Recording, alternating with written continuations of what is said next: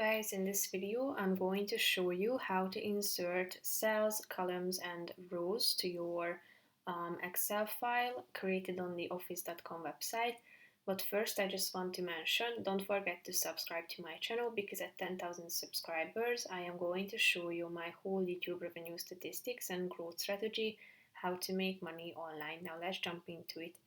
First of all, you should open the website and start creating your file. After that, go to your homepage by tapping on the home button that you can find on the left side of the screen.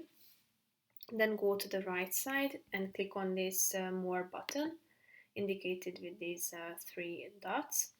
And then you should tap on insert, tap on this button and you can find a bunch of options. You can insert sheet rows, columns, then you can insert cells and shift to the right side and to down. As you can see, you can insert these columns and cells. Then you can insert a whole new sheet. It appears on the left side at the bottom, and you have the chance to insert rows like this, as well as columns. And basically that's it for this video, guys. See you in the next one. Bye bye.